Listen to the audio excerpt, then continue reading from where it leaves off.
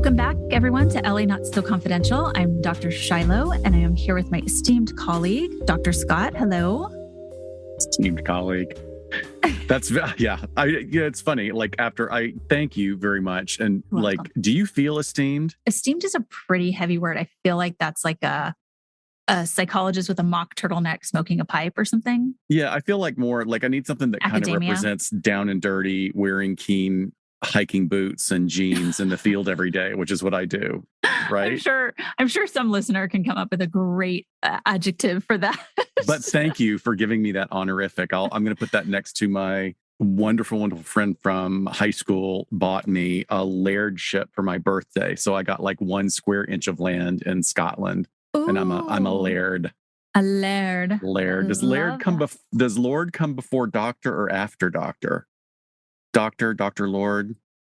I don't know. I think when you have that many titles, you get to pick what order. Oh, great. Yes, exactly. Sure. I just want to find my 1 square inch of land and squeeze onto it with one toe. Yeah. And say, I'm just squatting here. This is mine. Try and kick me off of it. I'm going to build a tiny little castle. You could put like a little gnome house on it or something. Right. Actually, I talked about you a lot at training this last week. I was in crisis negotiation training all week, which was wonderful. And I gave out... Because you said my partner's always having a crisis. And I have to talk him down. I'm like, I am not here professionally. This is because of an interpersonal relationship. No, Harry, who was the crisis negotiator that was on our episode about that, he was there, and then his team. So they all know about the podcast, and a couple new people that I was telling about. So I was giving out stickers and challenge coins and then, regular business cards. So it was kind of a fun networking thing where it was also the podcast was kind of brought in. And I told you that I had sketched out something for us to pitch to present for next year. And so Harry and the rest of the team was like, oh, we're going to do your introduction if you guys present next year. And I thought, oh my God, there's all they have to do is take to social media and they'll have videos and pictures and all kinds of embarrassing things to play. So much. They could do a profile on both of us. Me, oh my more gosh. so me. Yeah. Right. So that was a lot of fun, but your ears were probably burning because I was talking about you. This week, Hollyweird Paranormal dropped an episode that we teamed up with them on. It is on the Hotel Barclay in downtown LA. So please go to their channel, their feed, and check that out. Of course, we adore them and have been so close since they're also here in the Los Angeles area. And we decided to team up on what Tammy of Hollyweird Paranormal says is the more haunted, scary hotel than the Cecil. So you guys got to go listen and see what you think. Yeah, it's a pretty cool story. So that wasn't a coincidence that we teamed up with them this week because this weekend is our Halloween Horror Nights adventure and podcast meetup beforehand. So hope you guys are coming out. We're getting into the throes of October. And wear good shoes. Meet us and wear good shoes.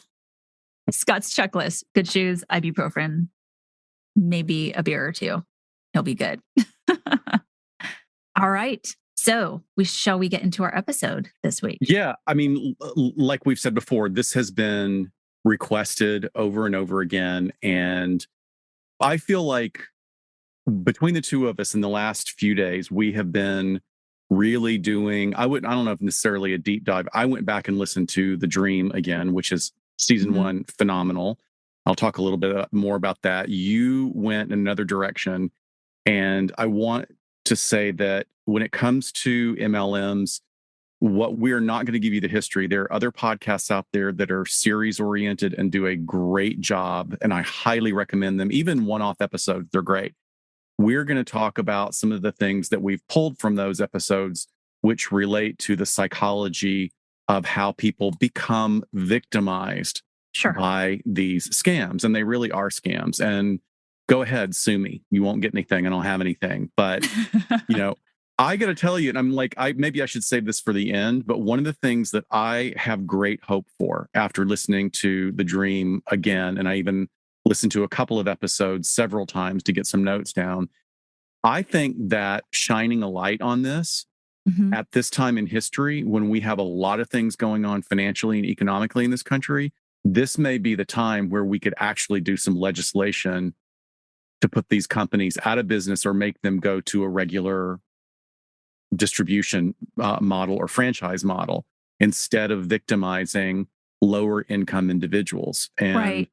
I'm hopeful. I'm really hopeful. I'd love to know what our listeners think, because there's several podcasts out there talking about it right now. And of course, the Mhm. Lula Rich documentary, which is jaw-droppingly disturbing and entertaining at the same time. Done so well, done so beautifully. 4 comprehensive episodes is exactly what it needed. It was very, very good. But yeah, I think this time, it's kind of dropping into this era of podcasting, investigative journalism, and documentaries where you are seeing change in some areas and you are seeing these spotlights being shown on some situations or experiences where it was just really kept very insulated or people didn't understand it. Yeah, it was It just, pocketed information. Like there was bits of it yeah, here, and you were like, "Oh, that's crazy," but nobody was really talking about it, even though there were some major lawsuits, like right. federal Internal Revenue Service level investigations, and some real skullduggery, I think, as it comes out Mhm. over time. But I will, going along with what you're saying, I really believe that our wonderful younger generations, our millennials, our Gen Z, our Gen Y, are like way more realistic about where our economy sits right now, as opposed to the post World War II mentality that the boomers still think has legitimacy, which it doesn't. We have Mhm. nothing to Right. support that anymore. So maybe the younger people are less willing to have the wool pulled over their eyes, even though I think most of the victims are younger women, as we'll Mhm. come to explore. So we wanted to encourage anybody that's listening to us today, if you have not listened to it, please go look at the wonderful podcast, The Dream. It's produced and hosted by Jane Marie and Dan Gallucci.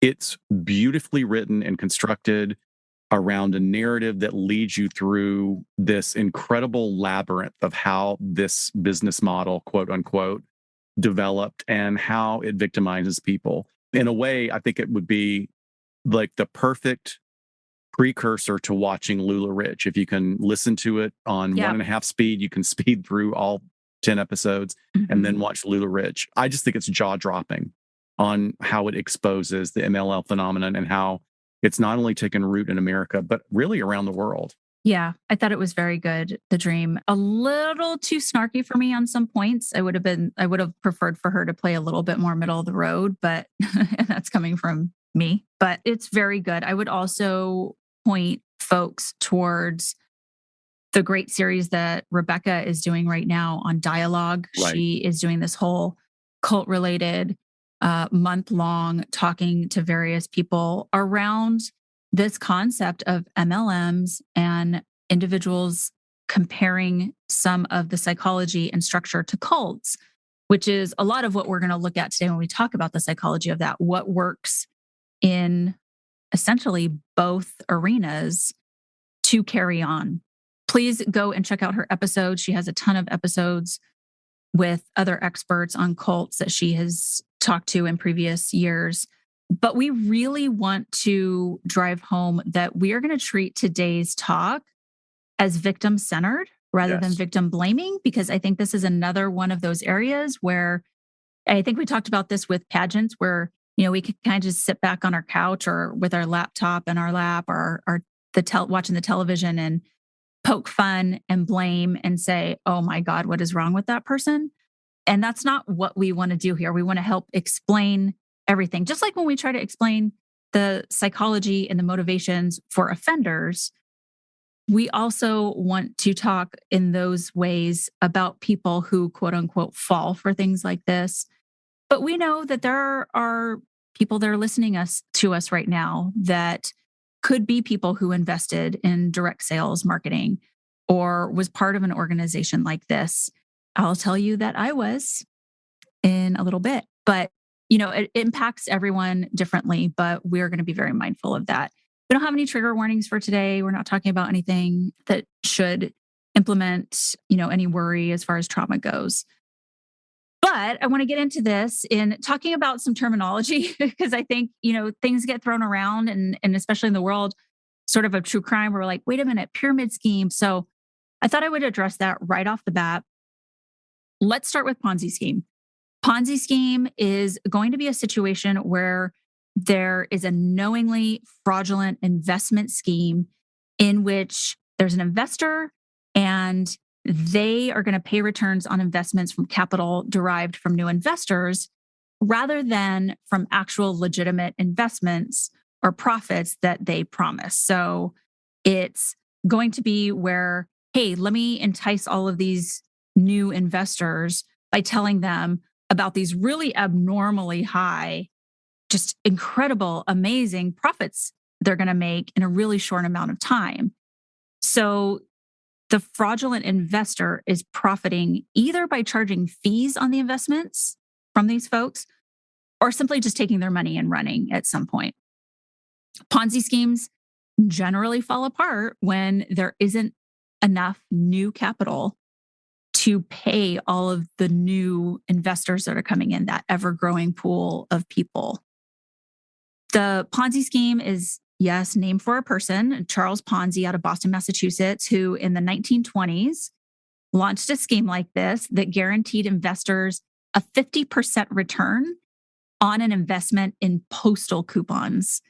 And although he was able to actually pay back his initial group of backers, the scheme completely dissolved when he was later unable to pay back new investors. So it's very specific and limited to the world of investing, but you can sort of see how this is going to mimic a lot of what we're going to talk about today. So while we're here recommending podcasts, I would highly advise you guys, if you haven't already, go and listen to Swindled's newish episode on Bernie Madoff. It is such a wonderful, clear and concise explanation of the case. And of course, he always does such a great job of really letting you feel the impact of the devastation suffered by the victims. So it's just a phenomenal episode, as they all are. One of my favorite podcasts. That's Ponzi scheme. So we got Ponzi scheme, and we're going to sort of leave Ponzi scheme behind, but I thought we needed to lay that groundwork a little bit. And let's move on to pyramid scheme. So these take many forms. The majority of them are casual, kind of low-level stuff. Do you remember luck chain letters? I remember those from elementary school. Okay. Actually. Yeah. What do you remember about them? Because I asked a couple of people, like, what do you remember about these? Okay. So I remember it being spooky because some of the ones that were sent when I was a kid, a very long time ago, was not only if you forward this to 20 people, you will, win $1 million or you'll have incredible luck. If you didn't continue it, you would die. That's what we were all so scared that we were going to get. And I just remember like all the parents were like, oh my God, who is sending this to our kids? How is this? Because every parent had to explain it over and over to their kids. Right. It's stupid. Yeah, I remember that too. I remember getting one, and it was, generally they have these sort of themes of like, you're going to have bad luck if you don't send this on to people, or you're going to have good luck. But geez, yeah, when it starts to get to, or you'll die if you don't do this. It's a very odd thing. It actually can be traced back to the 1900s, where chain letters started. They were a little bit more religious based back then, kind of trying to pass messages and the word on through writing letters. And then in the 30s, there was a send a dime chain letter, where we start to see kind of the beginnings of, does this sound like an investment fraud? But let's make money by, if you send a dime to a couple of people, then your name will be on a list. And then you'll get all these dimes sent to you, and you only had to send 2 dimes out. So it's that definitely started to tread into the territory of being fraud, because now there's money included. It wasn't just for fun. And was it considered mail fraud for sending money, or did it not meet that criteria? I don't know. I didn't see anything about it rising to that level where people were getting in trouble for it, but I think it got the attention, probably. I just don't think it neatly fit in anywhere of any laws that were on the books. And then another one, as I'm doing all this, which I could have gone down this crazy rabbit hole. I think this is so fascinating. But I remember in the early 90s getting a panty chain letter. Do you know what those are? And I have one. I'm going to read it to you. I'm sorry. That's also on my list of words I really don't need to hear. I don't like panty and okay, I'll call it underwear. Waist and yeah. Underwear is better. Yeah. Yeah, I don't like panty either. Ugh. Panty. Okay, so I remember getting this letter. I don't even know where from. Like, it's sort of crazy. I wish I could know like who sent these. Okay, so a panty letter would go something like this. This is a pretty panties exchange. A what? That's right, a pretty panties exchange. Send one pair of new pretty panties, preferably sexy ones, to the person listed as number 1 on the list below. Then move my name to number 1 and yours to number 2 on the list, and send a copy of this letter to 6 of your friends you think would love to participate. This is not a chain letter. It's just for fun. If you cannot do this in the next 5 days, please notify me, as it is not fair for those who have participated. A manila envelope will They will be pantyless now. No. They will be bereft of panties. I'm sorry, Scott. I need to make this clear. You buy new ones. Don't send your own. Well, there's a whole other market for used panties. Oh, I know. That goes into our paraphilia episode. Oh, yeah. Yeah. Orange is the new black if you want to see making money off of warm panties. Okay. Letter goes on. A manila envelope will mail the underwear nicely, and you'll receive 36 pairs of pretty new underwear. It's fun to see where they came from and the variety you will get. Remember to include your size with your name and address. Seldom does anyone drop out because we can all use new pretty underwear, and it's really fun. I just wish everybody out there could see your face as you're trying to get through reading this. It's hilarious. Remember, 36 pairs for the price of one. I challenge you to find a better bargain anywhere else. And so you had to put your size on it, right? Oh, yeah. You had to put your size on there, which this example does have the sizes on there. So there's number 1, number 2. And then you move it along. So weird. I did not have this recollection until we started diving into this episode. But there was also one a few years back, which still pops up almost every holiday season now, is the Instagram Amazon one. Have you seen that?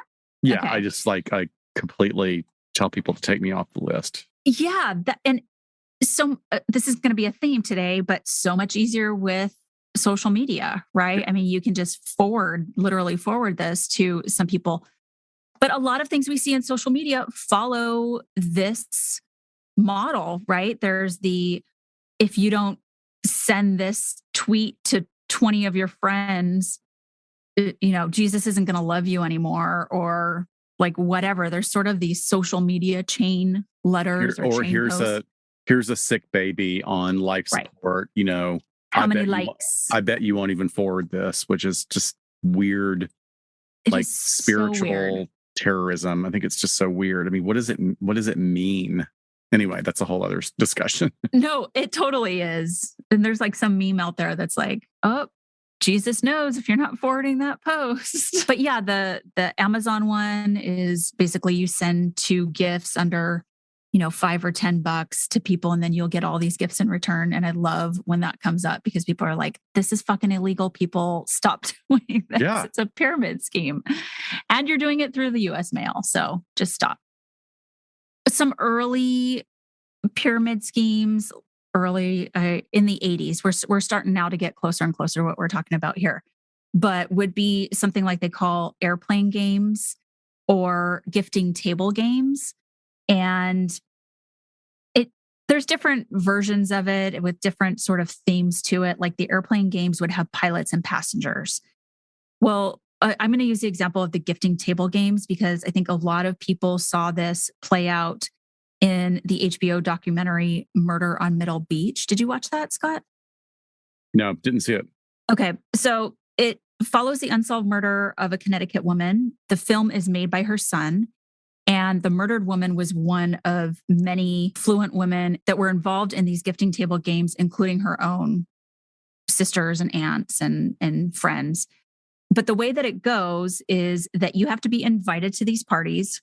And then you're basically part of a 4-level pyramid with tiers. And the tiers are named appetizers, soups and salads, entree, and desserts. And if you're a new person invited to the gifting table party, you join at the appetizer level and you're required to bring a quote unquote gift of $5,000. So older members or members who have been there longer would then move up the levels as new members were recruited. And the person at the top is at the dessert level. And they collect all of the new member money at the party. So for instance, if 8 new people show up to a party, each having $5,000, they gift this to the dessert person at the top of the pyramid, essentially. The dessert person takes her $40,000 and then leaves the table. And then the 2 participants in the entree position then split up the gifting table and they move up to their own dessert level. So there's this idea of the dessert person's moving on, but then there's new people always coming in. That's completely like airplane. And there's nobody that was doing airplane that was clueless about how illegal it was. Like everybody talks about it, even in the interviews, they knew. It's like, no, you knew at some point it was all going to peter out and somebody was going to be stuck. Sure. But hey, I was making money. What do I care? Like, ooh, wow. Yeah. I think the woman they interview in the dream was like, oh, I knew eventually we'd get down to some peasant in some third world country. Yeah. Like, oh my God. That choice of words was pretty interesting. I know. So this is essentially how a private within the family or within friend circle pyramid scheme would work, although you have to keep recruiting people. So then it sort of gets outside that tight inner circle. But by definition, a pyramid scheme, also called a chain referral scheme, is a fraudulent business model in which new members are recruited with the promises of payment tiered solely to their ability to enroll future members in the scheme. So as the membership pool expands exponentially, of course, further recruiting becomes impossible. And then the business falls apart. It's unsustainable. It can definitely appear as a legit multi-level marketing business. However, the pyramid schemes involve almost no legit sales. It's just about bringing new people in. Instead, earlier investors are paid from the incoming funds of subsequent investments instead of true profits. And sometimes that means that it's just the people involved who are buying the product. And that's where this can start to get a little dicey that we'll see. And that's where you can see these. I mean, certainly in The Dream and in LuLaRich, they do fast cut edits of all of these people and how they're taught. How do you answer it when somebody says this is a pyramid scheme? And what is that term? They always describe it. No, we are a direct sales and we are multi-level marketing. Pyramid schemes are illegal. Is it ladder instead of a pyramid? Like we have a ladder structure. Yeah, that sounds right. Something like that. Basically just direct sales. I think they do use that verbiage.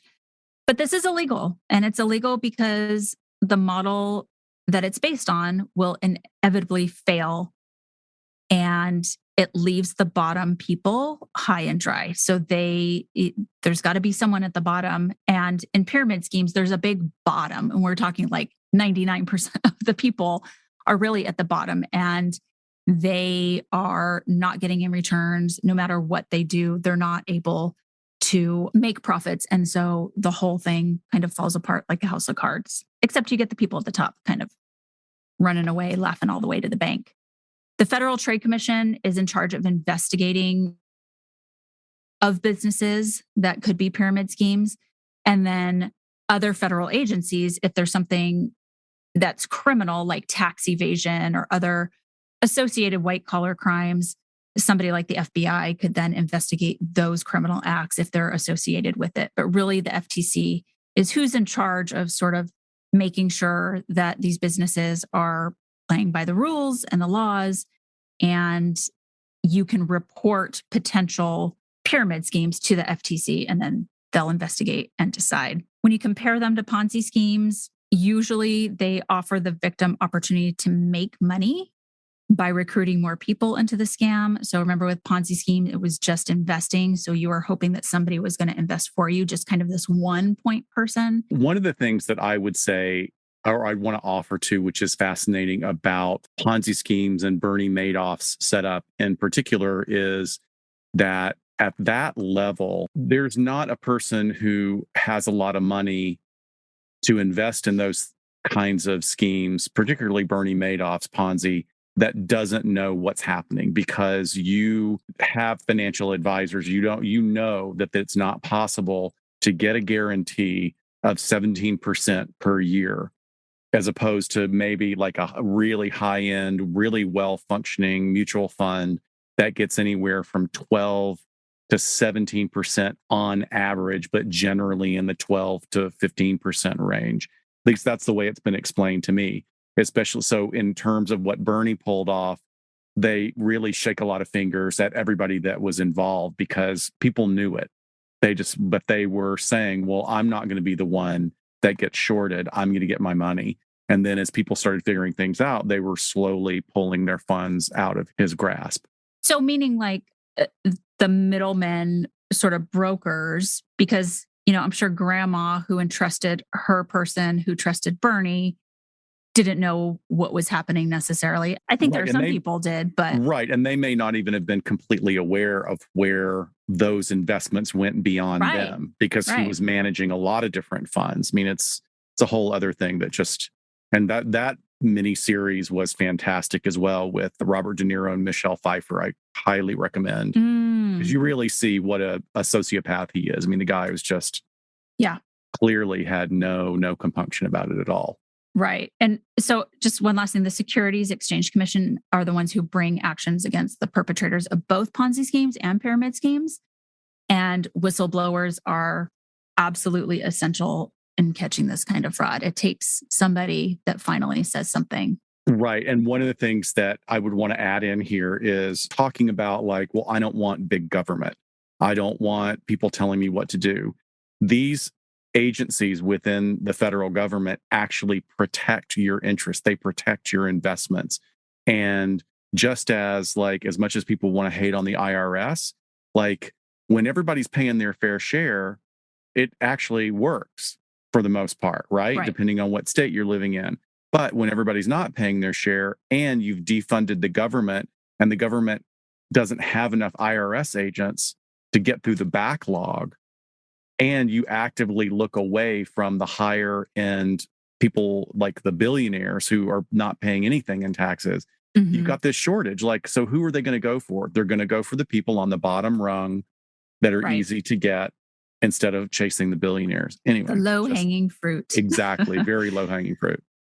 So let's transition to MLMs. Do you have you said you had one. You first, and then I'll tell you what my experience was. When you didn't, I'm trying to think if you knew me then, but no, I think this was previous to us being friends. But I was a huge scrapbooker.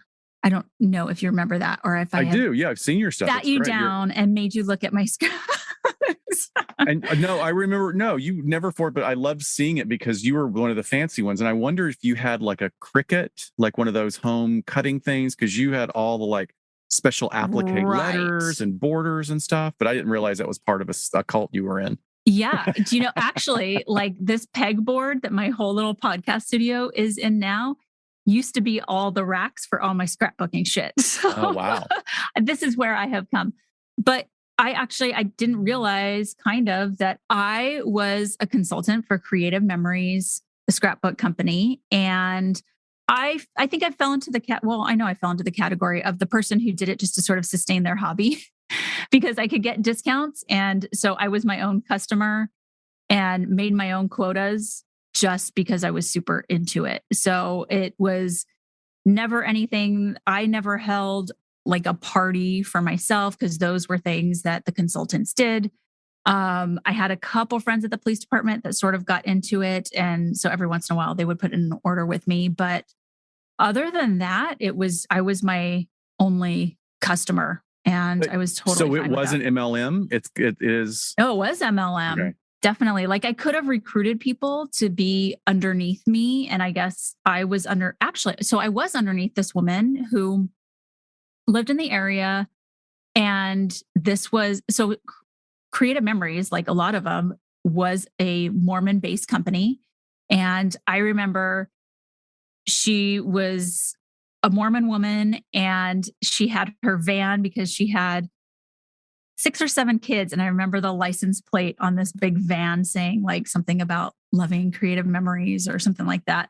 But she would have parties and sometimes it was fun to like go and like, okay, we're going to have a all day scrap party where people just get together and scrapbook together. I was always the youngest person, but you know, you could get some interesting deals and discounts and stuff like that. But so I did that for a little bit and then it just, you know, with the digital age, it kind of stopped and I loved it because it was the only creative thing I really did was scrapbooking. I wasn't too much of a creative person. Well, it's also Um, like very tactile, which I mean, I yeah. love how we can create electronic versions of that, but missing the tactile stuff, like when you allow yourself in this very busy world we live in to go do something that's tactile, whether it's gardening or, you know, like I had people over to make cookies one Christmas and we just had a blast Yeah. because we had all Yeah. these different cookie cutters and decorations and stuff. That appeals to us. It appeals to like that sort of, it's very calming. It's why many people are actually calmed down by cooking. Like it's very Yes. meditative for them. Totally does that for me. And I definitely want it, you know, with as much as I love to travel. And I did one for a lot of life. Some of my favorite scrapbooks are like from the police department and my days in the academy and things like that, because they're just those pictures. I really don't have digital versions of those, but it's so cool to have those memories and let my daughter look through, you know, some of that crazy stuff. But other than that, I do have friends that I support in Right. buying stuff. I have my Young Young living. Living oils here, which I feel like you guys are hearing all of my justifications and cognitive distortions right now. I don't believe that these like cure cancer are going to keep me from, you know, alive or anything like that. Like some people think they smell freaking great in my house, Right. lavender, lemon, and peppermint. Love them. I think I gave you some Yeah, before, you gave me four thieves. Yeah. but they're since they're not synthetic, I have terrible allergies. And so these make my house smell yummy. And then Rodan and Fields, I swear to God, this is the only thing that has controlled my skin in my entire life, no matter how much I've been to a I dermatologist. cannot So believe you were advertising for these I'm companies. freaking sold. It is for me. I am at a weird ass stage in my life where I go to the dermatologist both for acne and for Botox. So it's a fucked up crossroads Yeah. that I am not cool with, but this product works for me. So Hey, look, if it works for you, I mean, I just wish they would go to brick and mortar and not, you know, take advantage they of people and be used to more be. transparent. What's weird. I think they used to be like in Nordstrom's and stuff, and then they stopped and were like, "Hey, let's just take advantage of housewives that want to sell this out of Well, their yeah, I mean, they can house." make more money and they don't have to. That way, if you're doing it, that was the other thing about the Securities and Exchange Commission is like when you're doing multi-level marketing, you don't have to report what your sellers and retailers are doing, as opposed to like I Mhm. think that was one of the things in the dream they talk about that the sales report from Rodan and Fields was one page, Yeah, you come know, on. that which doesn't make any sense at I all. feel like our sales report would be more than that, and we don't have Ex- crap. we got nothing. But look, a legitimate MLM uses those profits from downstream sales to pay for bonuses to recruiters. So we have these terms like upline and downline, which are used over and over again whenever you're hearing anybody talk about this. In multi-level marketing, the upline is the person who recruited a distributor into the organization. The upline is moving upwards.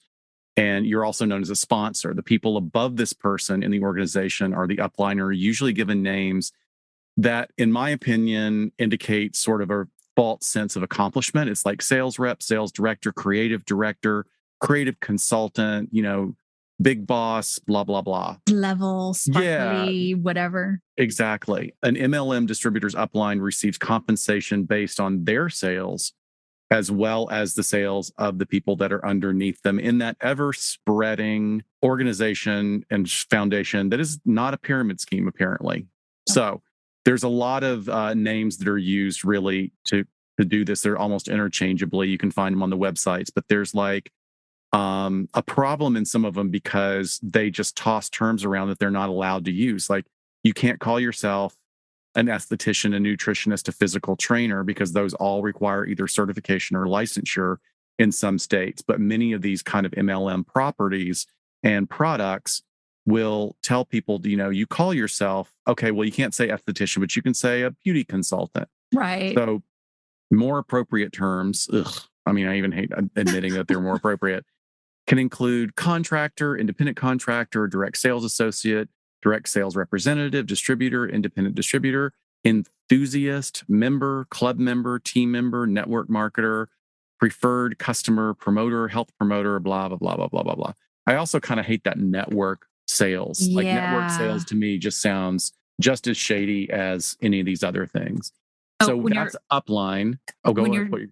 You're talking about like what you can't call yourself. It's interesting because I was in a Young Living Facebook group for a while where they would have like, oh, here's a nice scent like for fall or whatever. So they would have recipes, if you will. And then, but people could ask questions like, oh, I have this problem. What do people recommend to cure it? And then, one of the admins would come on and be like, okay, we can't cure anything. Let's not use that language. We're not FDA approved. It was like constant managing of people saying what they wanted to say. Which, how timely is that right now? There you can go on message boards. Reddit has unending collections of people on social media asking how to use their bootleg ivermectin. We got all the horse paste from the vet. How should I inject it? Should I eat it? How does it work? It's like, please do all of the above. So look, the downline, the other term as opposed to upline, is the distributors that another distributor has recruited to the MLM or the direct sales organization. The sales rep that recruits the individual into their downline receives compensation based on that person's sales as well as their own. But like you were saying, what ends up happening is that person who has now been bumped up, they do less and less sales and actually get sales, or they get money and compensation from all of the product that is purchased from their marketers below them, which may not represent accurately any sales. It's about what they buy in order to sell. And you may have 5 people on your downline that have garages full of stuff that they've never been able to sell, which is illustrated beautifully in Lula Rich. Mm-hmm. So then there's another term called onboarding. It's bringing people into that downline. There are tons of open source web pages associated with many MLMs that describe all sorts of techniques for onboarding people. And the information in these pages spans a wide range of activities. They include like hosting parties, doing outreaches to gyms, to schools, all sorts of stuff, to always try and find a new untapped market. One of the things that they do really beautifully in the dream is they show you the numbers can't ever work out. Like right now with Rodan and Fields, in their promotional material, they say that they have 44,000 distributors in the US. And that's to sell lotion, face products, and soap. Right. When there's only like, I think, 20,000 combination of Walgreens and CVS's in the country. So that's clearly not a balanced market at all, but somehow they manage to stay afloat because probably some people tap out and then other people take their product, whatever. There's always somebody that's going to make it work. Like literally, when you look at the numbers, the population of this planet could not sustain what they're trying to promise. Exactly. But they just drill that promise in. So now the granddads or grandmoms of this movement were Tupperware, Avon, and Mary Kay. And it didn't start with them. There were other ones that it started with. Once again, go back and listen to The Dream. It's really beautifully constructed.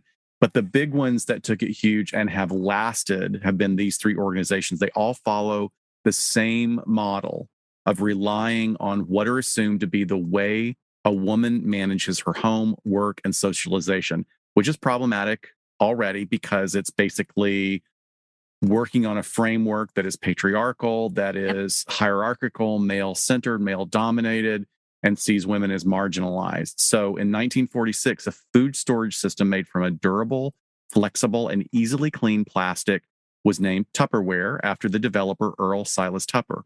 Now, because of the flexibility of the lids, the user is able to burp the seal of the container. So you push it down, makes a little sound, and all the air comes out, which supposedly helps decrease spoilage timeline, which maybe, I don't know if it Okay. actually does that or not. Tupper then patented the burping seal, which became the trademark of the item. It was used in the commercials. It was always the big thing when you saw at Tupperware parties. And I've been to Tupperware parties. I have a bunch of Tupperware, although I've got other stuff that's better now. The success of the product soared through what was then called sales through presentation, which led to what became known as Tupperware parties. But that party was developed by Brownie Weiss, who was a former sales representative of Stanley Home Products, which was home cleaning, like vacuum cleaner. So she was a marketer and salesman herself, which was very rare to have women in that role. Most door-to-door salesmen were men. But then there's a huge thing that happened after World War II. Women during the war had taken a lot of jobs in production and were bringing home money in order to support their families. And there were all these communities that were built up around childcare and, it was really kind of an amazing opportunity for women, but corporate America really screwed them after World War II because all of these soldiers were coming home and they decided to kick all the women out, no matter how competent they were, Right. to give men these jobs. So that really impacted the economy of what women were bringing in and spending. And this was a perfect opportunity to kind of go for this untapped market of women was Tupperware and Avon. And Brownie Weiss really understood how to speak to women and appeal to them on an emotional level as homemakers and sort of outlining, don't be ashamed that you got fired. Be proud of what you do as a mother, wife, homemaker, parent, etc. And you have skills now from the workforce. So here's an Right. opportunity for you to do it all. Exactly.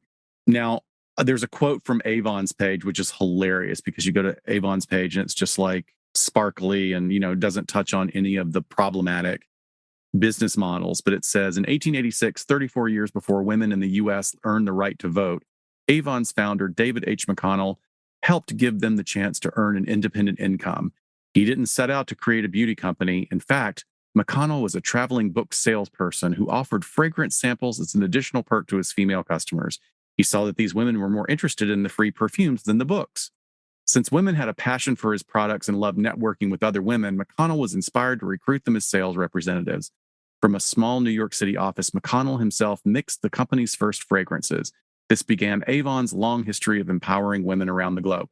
So if you wanted to take that whole paragraph and break it down, it's pretty misogynistic. And I would love to say, what's really going on is probably women home alone during the day didn't want to open their door to a weird dude.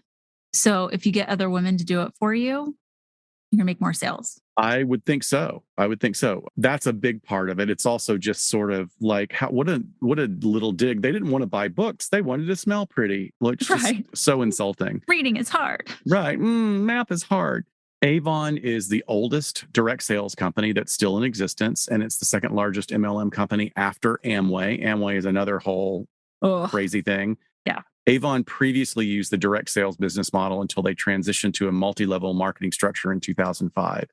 And it's estimated that there are 6.5 million Avon reps in countries around the world selling the product as well as bringing recruits into downline structures. Now, I remember being in high school and, some of my female friends would have the catalogs and it's like, okay, well, buy some lotion or something, which interestingly enough in Alabama, Skin So Soft, Avon Skin So Soft was huge. Everybody was buying it because it was good for keeping mosquitoes away. Oh, yeah. Okay. Yeah. So it was good. It wasn't like that chemically smell that you would get from, the poisonous ones you put on. So then we go to really the one that is really dominating the market right now, and that is Amway. Amway really deserves its whole own podcast. Yeah. I mean, it really does. All I'm going to say is because I would think that most people listening here know that Amway is owned by the DeVos family. Betsy DeVos was our former Secretary of Education, who is only for homeschooling and for private schools. I mean, she's comes from an incredibly dogmatic background. She was completely ill-equipped for that job, but was placed by our previous administration.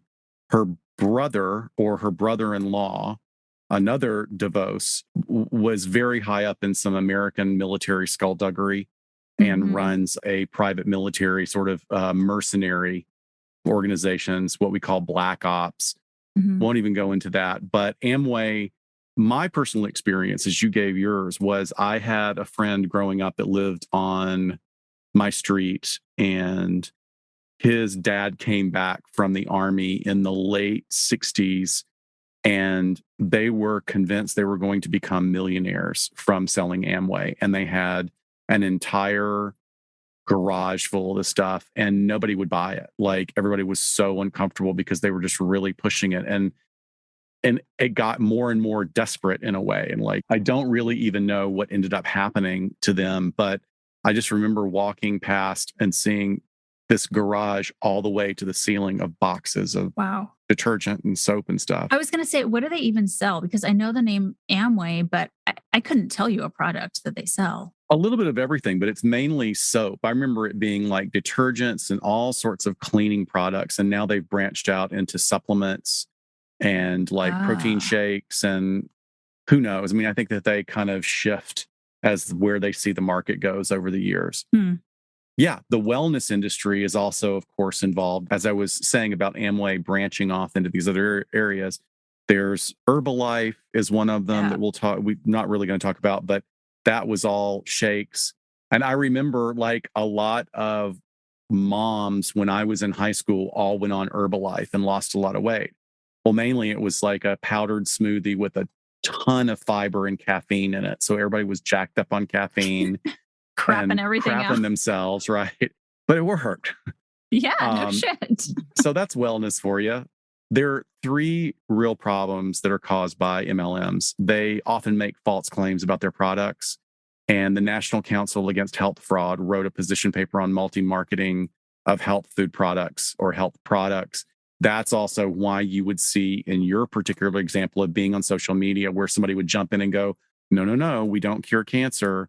These are therapy. This is aromatherapy. Right. But if you go deeper onto Reddit, like the people that support Young Living in particular, they really do believe that they've got the cure for everything in essential oils. And it's really sad because I've seen people saying like, I'm going to put this, full strength rosemary and tea leaf oil on my genitals. I'm like, hon, that's going to burn through you real bad. There's probably a recipe for COVID. If you go on there. Oh, I'm sure.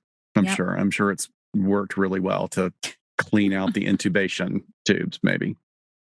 So some MLM sales reps actually impersonate licensed providers like physicians, practitioners, mental health professionals.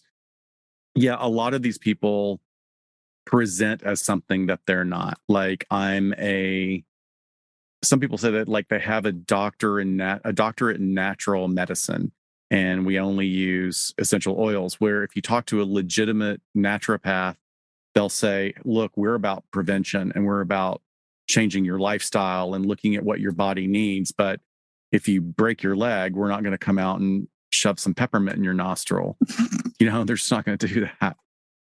One of the things that the Dream does really well too is they bring in an expert, Stacey Bosley, who's an economics professor, and she says that it drills down this idea that people, even regardless of your income level, people don't want to feel like they're missing out on something. They don't want that FOMO. And if suddenly they're seeing on social media that like this person's making this much money and they're making this, and look, they're going on a vacation, I want to go too. You get pulled into that. And we don't have enough data actually, because so many of these companies hide what actually the sales represent. But it's pretty clear right now, just from inference for what's going on, is that many people are really losing a lot of money. And certainly, I'm not going to say that it's about one gender falling for it more than another. It's not that. It's about like a crime of opportunity, I feel like you've described so many times, is these people who are victimized by these companies, the companies see this, they set up looking for the crime of opportunity of going into low income populations and working moms, single moms, and tell them this idea that you're going to be able to change everything just by Mhm. working a couple of extra hours a week. So there are some fallacies that go on that we're going to talk about a little bit later, but you have problems in logic fallacy when you really don't understand that you're going to be spending money doing this that you're never going to make back. That's Right. actually how it works. Is you're going to buy all this product, or you're going to have to spend on your gas money going and driving and hauling these things up multiple flights of stairs. And one of the big drivers is what we call loss aversion, that the idea that people feel losses way more strongly than they feel gains. And we will seek to do things to distract us from looking at the avoidance of the truth of what that loss means. So I feel it much more strongly. I mean, I'm not willing to tolerate the distress of understanding that this is a scam and I've been scammed. So, Right. in many ways, what this professor said, Dr. Bosley, is that what happens is that they're overweighting small probability events. And the perfect example of that is buying a lotto ticket. A lotto ticket is only going to cost you $1 or $2. And you think, well, somebody's going to win. And it's true. Somebody does win, just Yeah. not as much as you think that they do. But Yeah. in the world of MLMs, people keep thinking, well, I could do that. I'm looking at all these examples of why wouldn't I be able to do that? Of course I can do that. So Right. tell us more about the mark. Right. So just using the term the mark makes me think back to our con man episode. And Yes. like you were just saying, it's not that people are stupid, it's who is being targeted by the companies at the company level, right? Like, I'm not saying that your aunt who sells this thinks you're stupid and wants you to join. She just wants to share what she's doing and what might be working for her with you on the front end because she's excited about this new adventure. But then as it keeps going, like you said, it becomes a little bit more desperate, like those neighbors of yours that had the garage And she wants to, that stocked. aunt wants to make money too, right? Yeah, That of aunt wants course. money, right? Of course. But when we talk about who is targeted, who the mark is here. So at the level of trying to recruit people, it's going to be the people that are already around you. So your friends, your family, the people that are most easily accessible. Of course, you're not going out and going door to door like the old days, but these are things that products that you believe in, products that you have learned about. You probably sat through some seminars and you want to share all of that good knowledge with. So those are the people that you at least are trying to sell to first, probably. But then you need to get people underneath you. And there's a lot of push for that. So those are going to be the folks that you try to recruit in your downline, are those Right. that are closest to you. And the reason that it works and the reason that not only are they just accessible and available to you, but that trust and loyalty is already built in. So when you're saying these things, they're going to trust you. Well, what you're talking about goes back to the root of a con man. It means confidence. And who are you going to have more confidence in? You're going to have confidence in your family members or not. Like it could Well, work against depends you who in it some is, way. right? Right. Yeah. But the idea is that you're not swindling some stupid person. You are taking an intelligent person into your confidence, which, just to give a wild example of that in the whole Theranos case, Mhm. many of her investors turned on family members. How dare you speak this way about Elizabeth Holmes? Yeah. She knows what she's doing. And there would be that poor young man going, no, grandpa, she does not know what she's doing. I went to school for this. It's not possible. Yeah. But she had already conned these people Right. into believing it. Yeah. Exactly. Exactly. So that loyalty is built in, especially with your first few customers. You might not be totally confident what you're doing. So you don't need to be over the top or have every selling point because your family members trust you. So they're like, okay, it's working for you. Cool. Enough said. Sign me up for some. Right. Um, but it's also about that person that is potentially what do we want to call them? I'm going to call them consultants because that's like what I hear most often, somebody who's selling for the company. But there has to be something in it for them, something that's fulfilling for them as well, not just financially whenever we get into a new job or something that we want to put our time and effort into. It usually fills some other needs. And as a cognitive behavioral psychologist, that's what I'm constantly looking at. Like, Right. what need is being met by this behavior that you're starting to engage in? And it hits a lot of things for the population of generally moms, women who either want to make more money on the side of their other job that they're already doing. Because I know plenty of professional women, doctors, you name it, that are doing some of this on the side. But really, we're looking at who's the person that needs to contribute to the family and has limited ways of being able to do that because of scheduling and family life and all of the other stuff that is deeply important to them. So it can bring a real sense of empowerment to people that are in those situations. I get to, well, I'm being promised that I'm going to get to kind of make my own hours, do this maybe after my family has gone to sleep. I can do a lot of it during the day on the computer. It's not like I have to go to an office, get any of this done. So feeling empowered maybe when they haven't had their own sort of thing. We can talk a lot about this sort of loss of sense of self when you become a mother too. And not everything you're doing when you're at home is for your family. And if you don't have that job to go to, that all starts to blend together. And sometimes you start to question, like, who am I for just myself and not as part of this family unit? But also a sense of contributing to the family of, I want to financially contribute to this family on top of all the other things that I'm doing to contribute to the family that aren't financial. So it hits a lot of needs, the confidence building, the sense of self, you can do something that you love, something you're interested in. If you like beauty, if you like skincare, if you're thinking it's kind of cool to be some sort of beauty consultant and make other women feel good about themselves, why wouldn't you want to be a part of something like that?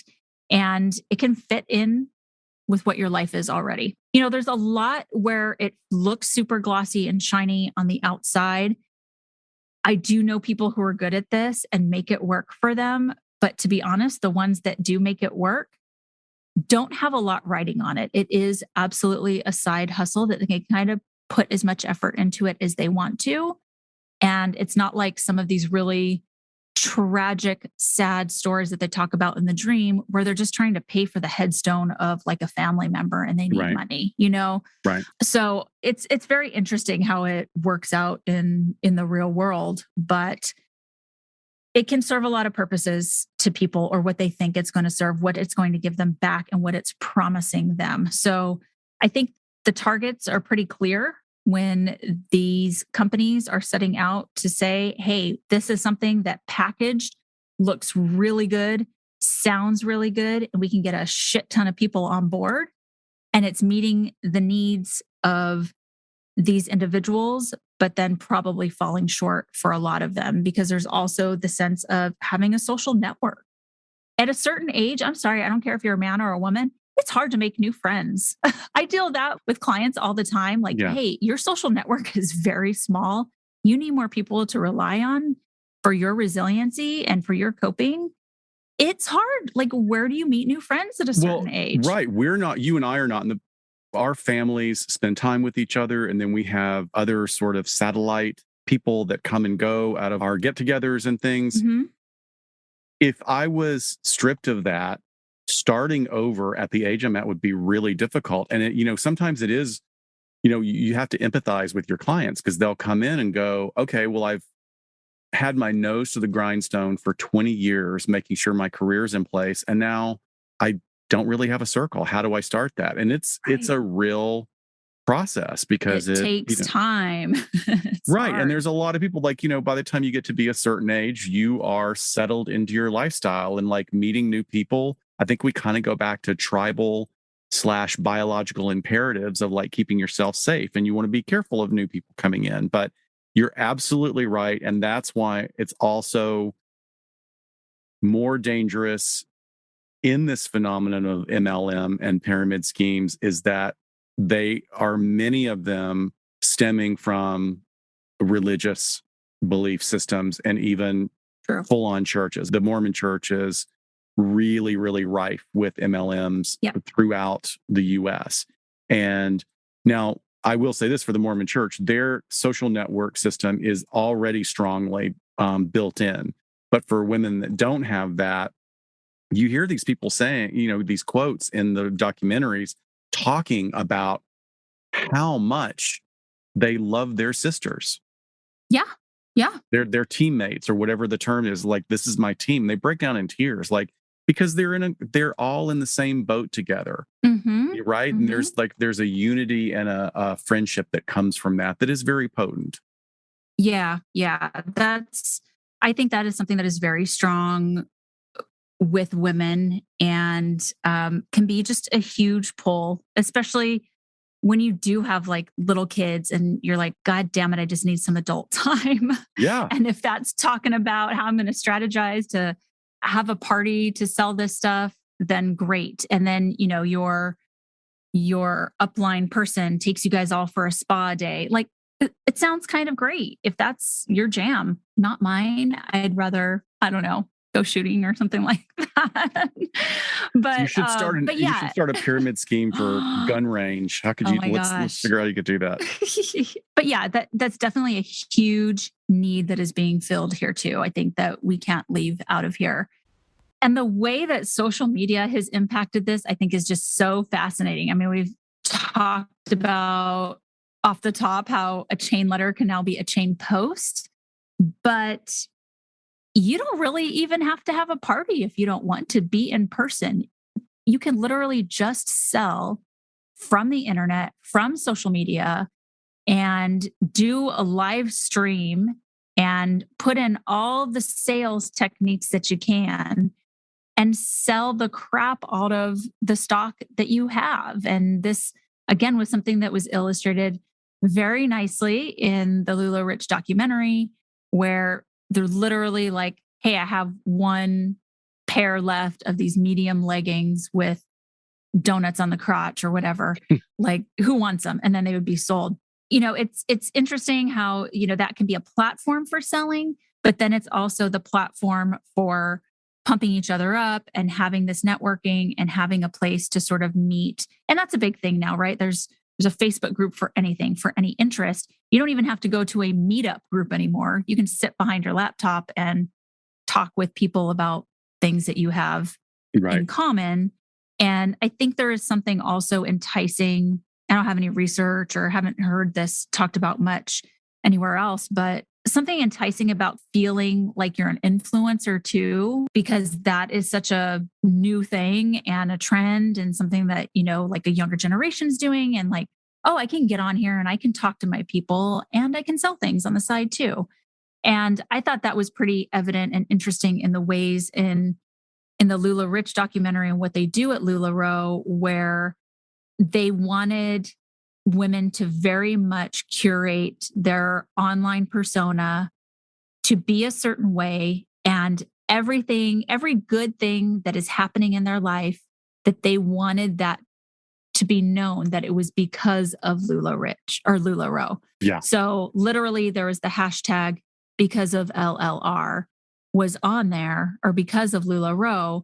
So you could get other people to be envious of, they said, like, your new Kate Spade bag. I mean, okay. Or even if that would be direct, because that's something you'd be able to buy because you made money in the organization. Right. But there were even examples of the husband's accomplishment or the kid's accomplishment. Well, you got to frame it as because of LuLaRoe. Because I was able to alleviate some of the stress from my husband. He was able to go out and then invent a new rocket or, something crazy like that.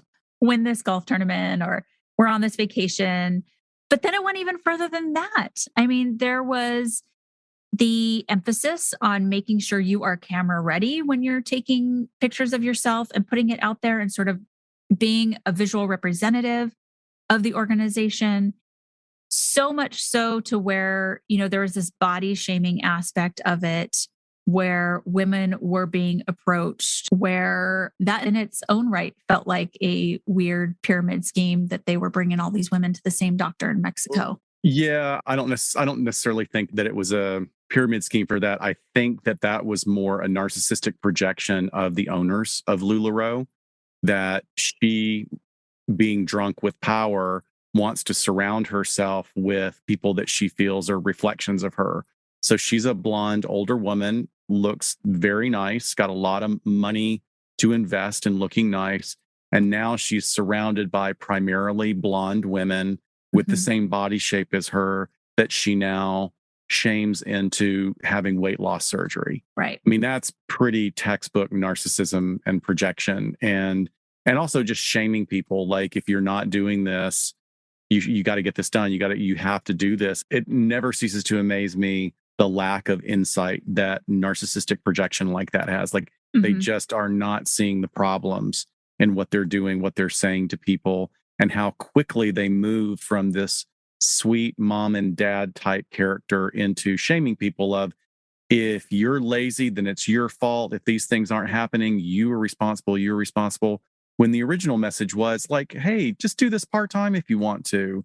Relax, have fun. And now they're just sticking their faces in the camera. It's very creepy. Berating people. Yeah. You don't think she was getting a kickback from the doctor for every person she brought down there? Maybe. Come on. On. Oh, yeah. Maybe. Putting people on planes to get down there? I absolutely think so. So, that kind of covers, I think, MLM and sort of who is the target there. And of course, we're going to get there. We're going to go back and sort of compare and contrast this to how cults do the same thing to recruit members. But Scott, are there any MLMs that are men-centered or focus on male products? Yes, anything like that? but they've come and gone. There are a couple that are still here, but most of them have come and gone. There was one called Man Cave that was there. I don't even know what they did, but they're gone. I think the important thing to remember here is that MLM founders and executives are primarily and predominantly male. You don't say. And their targets are primarily women. And there's a great, I encourage people to go to Reddit. There's so much great posting there. Martian Milk points out, and this is a quote from him, most MLMs are aimed at poorly educated women who can't or won't enter the full-time workforce, usually because of lack of childcare or family support. They appeal to their need for socialization and provide an appearance of agency and power that is very seductive. I think that's really beautiful. I don't think that he is making a marginalized, and I don't even know if it's a man or a woman who Martian Milk is, but I don't think that they're making a marginalizing statement about women. I think that they're just calling out what the target demographic is for these victims. So I think when we talk about men being involved in MLMs, men are less likely to feel isolated and powerless in certain ways within the financial world. I said less likely. It doesn't mean always.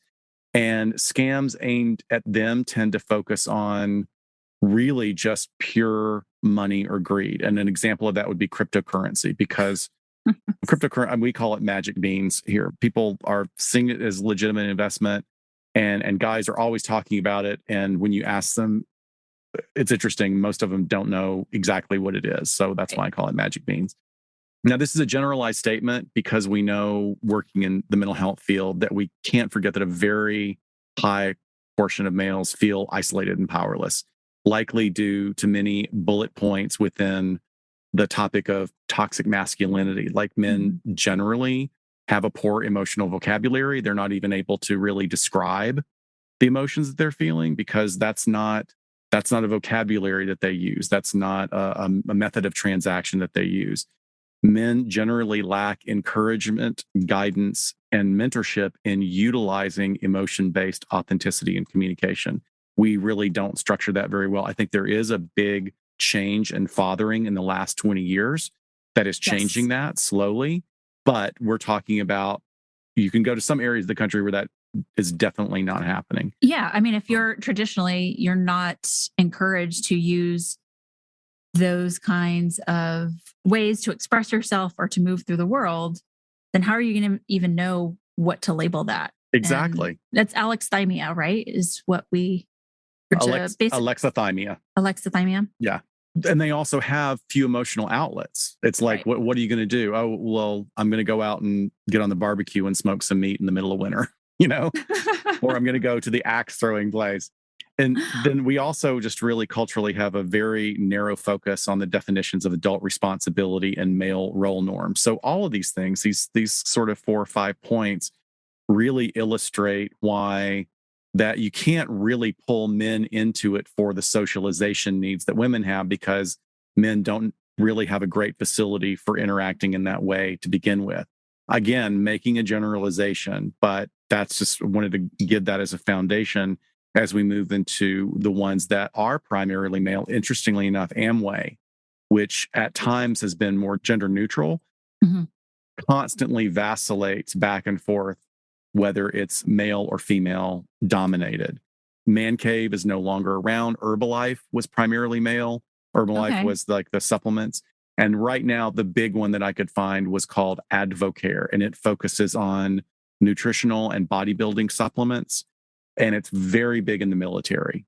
And because think about it, like fundamentalist communities, military is going to have a bunch of maybe somewhat naive in this way young soldiers Mhm. that would be that maybe are very interested in staying fit, and they're pulled into this scheme of sort of second tier quality stuff that you could probably buy higher quality off Amazon for a lot less money.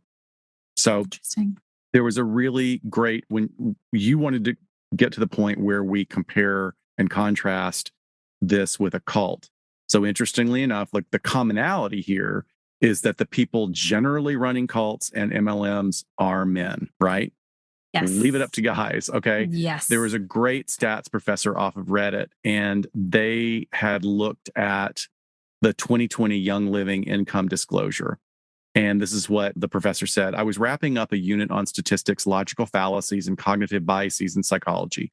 All my students were learning all the tools they need to spot bias when analyzing studies. It's a good pedagogy to apply learning to real life situations. So I had the kids analyze Young Living as if they were being recruited. They wrote down all the cognitive biases and logical errors they found on the website. They then did the math on the income disclosure. They were immediately tossing around the words pyramid scheme before we even got to the income disclosure sheet. Oh, wow. So interesting. Yeah. Yeah. So now, quick definition of a cult. I mean, we've been throwing Yeah. that around for 3.5 years from our first episode. It's a group of people or a movement with a high level of commitment that share an extreme ideology, usually with a leader. So there may be some extreme ideologies where the leaders are dispersed across the country, across the world, without a main one calling the shots. They themselves may break off into subpopulations of a cult with sort of a shared ideology, but there's not just one person running the whole show. In these setups, in these cults, these organizations, there's very, very little tolerance for straying from the norms, for disobedience, to sometimes rather stringent rules bordering on slave labor or harm. They use systems of formal and informal monitoring in order to keep obedience and keep members in line. And you pulled some interesting stuff from Dr. Yanya Lalick that cult leaders generally have that authoritarian or charismatic leader, the person who starts it and defines what people will get out of it. They might get enlightenment, they might get financial success, they might get professional success, any or all of that, or even just, no, we're going to live with no clothes in the desert, but you're going to get spiritual enlightenment. Even something like that will get Right. followers. And it's also what they'd call like a transcendent belief system. And that is that explains everything. It's a system that you're being offered. Hey, I have some knowledge. I'm going to help you make sense of your world in a new way so that everything makes sense. All this confusion you've had in the past, I've got all the answers for it.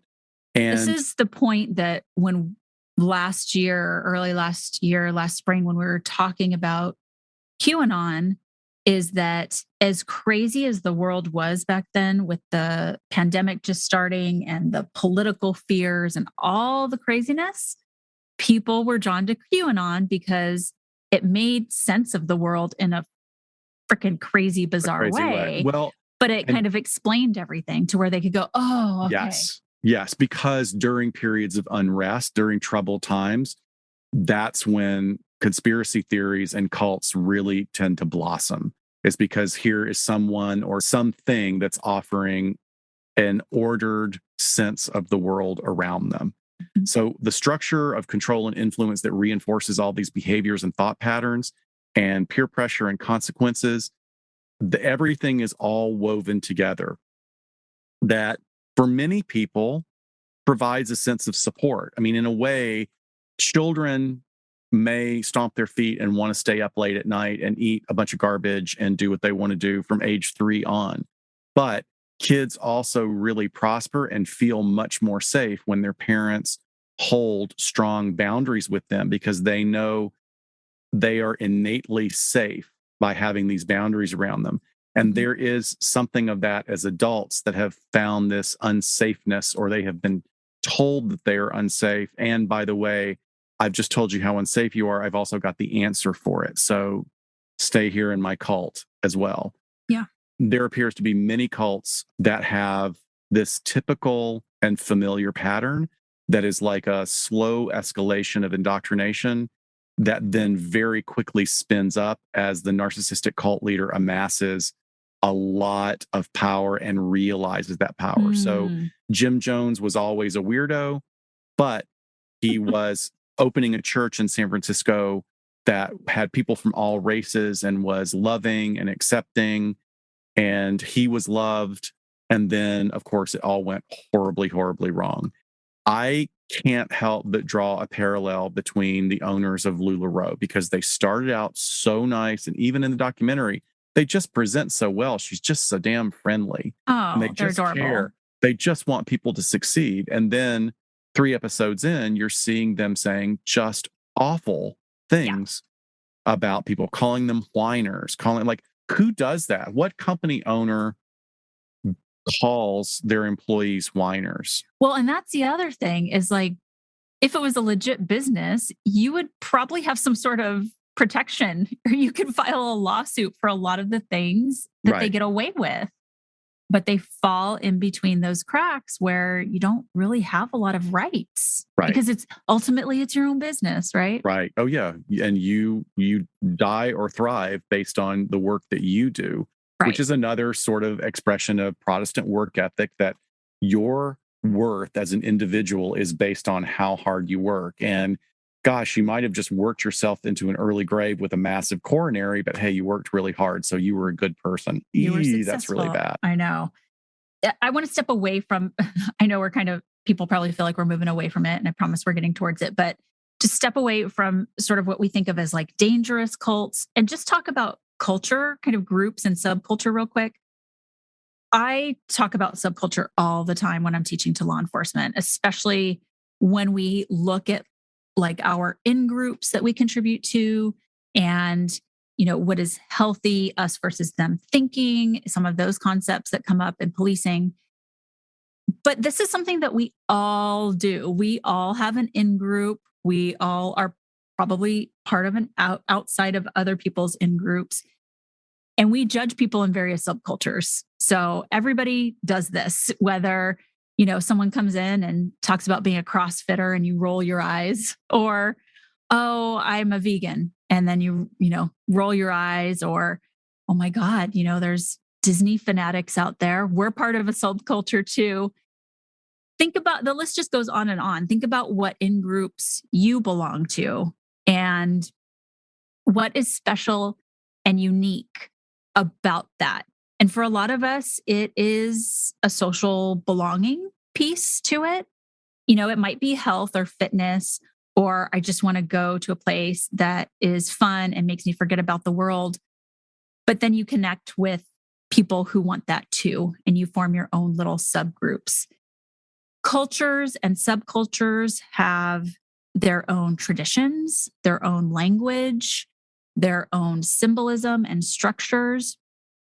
I have been very lucky to co-teach and collaborate on some projects with Dr. Sukhsimaran Singh out of Pepperdine University, and he is an expert in this area of culture and so beautifully describes all of these different components of culture that we can look at ourselves and say, oh, yeah, I'm part of this subculture. And here's what our weird lingo is. And here's what our traditions are. And yeah, we do have symbols. When I have that annual pass holder decal magnet on the back of my car, all the other annual pass holders of Disneyland know what that is. Yep. It's super, super interesting. I invite everyone to think about what subcultures they belong to. Maybe you think it's a true crime subculture, true crime edutainment, or however you want to put that.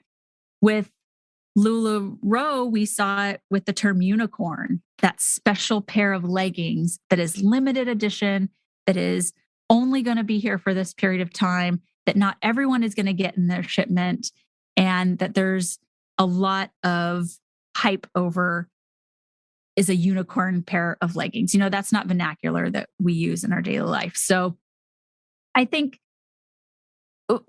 before we judge other people and what they belong to, we need to kind of look at ourselves a little bit. And then I was also thinking we also hear about things having cult followings. What does that even mean? What rises to the level of a cult following?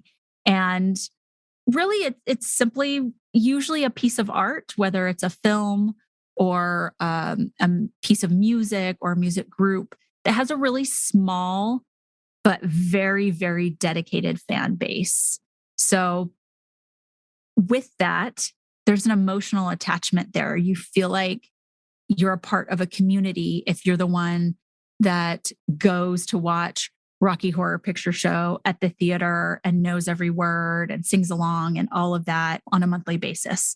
Or like Deadheads, people that traveled around the world for years to see every Grateful Dead concert. Or I had a friend I worked with in movie production years ago when we were both production assistants, Liz. She was a Bruce Springsteen. Followed him, took 2 years off her life and went to every concert across the world. Yeah. Or if you're a person that goes to where Twin Peaks was filmed and takes a tour, and then you get a tattoo on your body of Twin Peaks.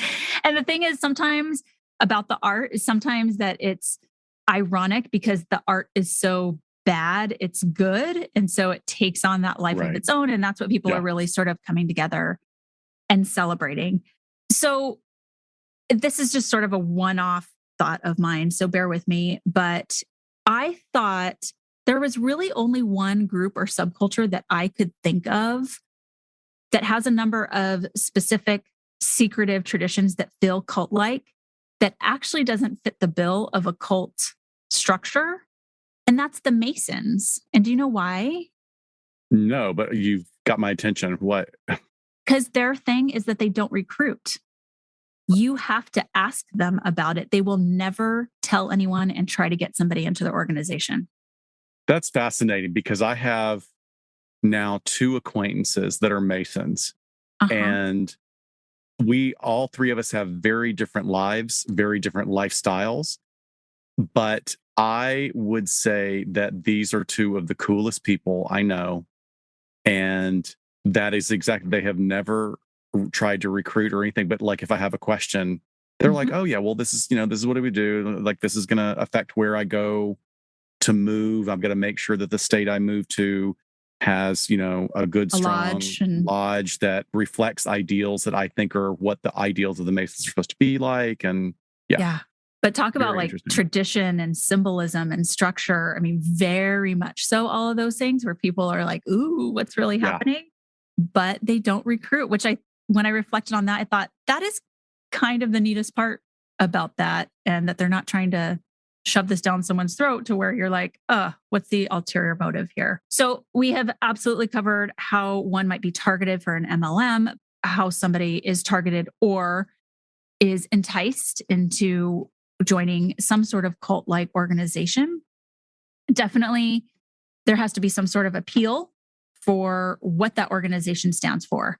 Like you were saying earlier, answers to several of life's problems is sort of wrapped up neatly in one answer. So for an MLM, that might be you get to make money on your own terms, period. Sounds great. Sign me up. For a more cult-like organization, it could be follow this lifestyle or what I tell you to do, and you will obtain the ultimate happiness and fulfillment. Also sounds great for what I need right now. Let's do it. So both usually have some sort of like where you're exposed to the success stories of the people that it's worked for, demonstrations of those people who have really reached top levels and succeeded, whether that's financially through an MLM or if that is reaching spiritual nirvana or some other type of success or enlightenment through a different type of cult. And then you have to look at the potential member. Where are they at in their life?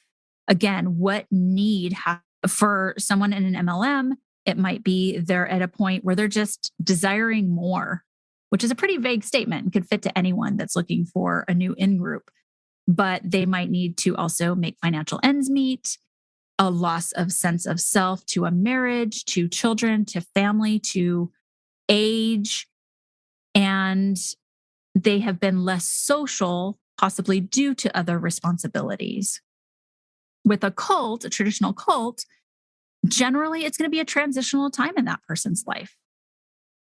Societal turbulence breeds cults, as you said, as people seek new ways of thinking, new ways of living, new ways of being. And we've heard it time and time again with all these documentaries, right? Successful corporate lawyer, I am done with this rat race and bullshit, and I'm going to go live on a compound in Oregon or something. So it just depends where they're at. However, idealists are particularly at risk. You know, these are people who generally want to make the world a better place. There's nothing problematic with that in and of itself. It's just that some of these organizations can feel like they have the answer to that.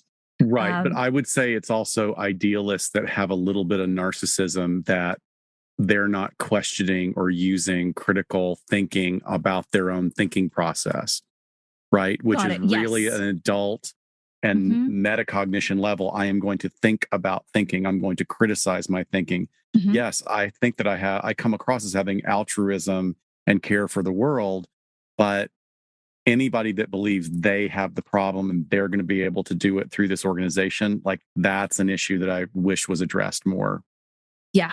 Yeah. Clearly. I think that would be very beneficial to a lot of folks to be able to create those skills. But they are also perfect targets to be exploited. Yeah, absolutely. So, and then we talked about social needs not being met. So people who are in a particular place where they're lonely or they have this desire for meaning, and making this really can make people susceptible to the influence of other people who seem to have all that, who seem to be really happy and have this brother and sisterhood and connection beyond maybe what they've ever known in their life. And they've got an answer for everything, right? Yeah, absolutely. And this can take months, right? It's subtle, can take a lot of time. Again, you're usually introduced to the cult, the organization, by someone you know and trust generally. And just as human beings, we want to belong to a group. The majority of us, it's just an innate piece of us. Like you said, it's tribal, that we want to be part of a group and we want to belong.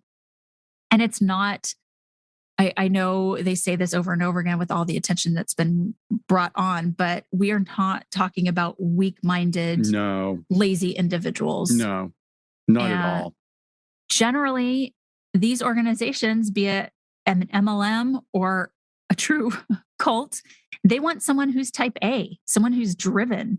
They want someone who can teach, who can recruit new people, because there always has to be backfill of either people to make sales or people to keep the movement going. So the lazy, weak-minded person is actually not who they're so interested in. It's just who can be exploited for where they're at in their life. Super Great example of that is in Wild Country. The Maharishi's second in command was very type A and basically was running the whole show. Yeah, sure. That's who you want. So, but let's talk a little bit about the psych issues that can affect even our most brilliant and our brightest. As we mentioned earlier, this is really MLMs thrive on cognitive distortions. And I hope that this is the part that's educational for people that are listening, because we're going to take the definition of cognitive distortions and kind of turn it on its head so that we can understand how insidious they can be in our lives, in the lives of the people that we love, and how that can make you a victim of something like an MLM or even a cult.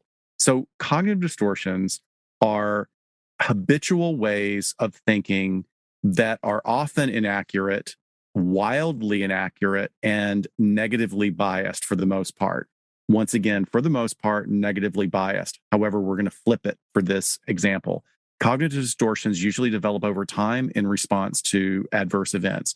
So there are at least 10 really common distorted thinking patterns that have always been identified by research. So in our psych literature, we almost always focus on cognitive distortions as being, like Stuart Smalley would have said, stinking thinking, or negative self-talk, negative aspects of the thinking process and how we think about ourselves and feel about ourselves. Now, in the phenomenon of MLMs, the cognitive distortion gives the individual a wildly skewed belief of what is possible despite ample evidence to the contrary.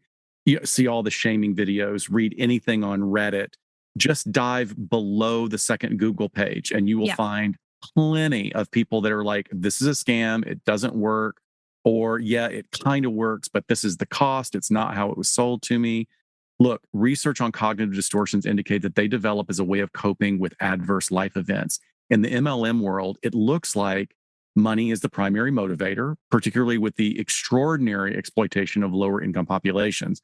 The more prolonged and severe those adverse events are, the more likely is that one or more cognitive distortions will form. One theory implies that we as humans may have developed cognitive distortions as a kind of evolutionary survival method. So it puts you into a place of black and white or polarized thinking that will make you be aware of danger that might actually exist.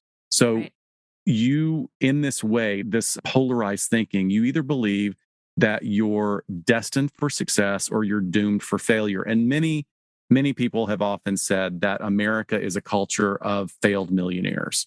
So everybody thinks that we're just one step away from winning the lottery, like it's been promised to us, which is really not how Europeans look at it at all. Like, and even Scandinavians have a much, much different view of hygge, of like life contentment, that is not driven by this crazy, bizarre version of capitalism. So, I think it's pronounced Hige. I thought it was hygge. Thank you.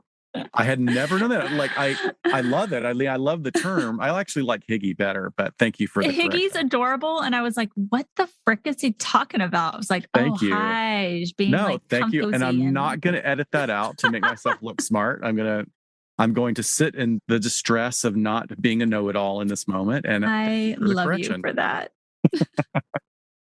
But look,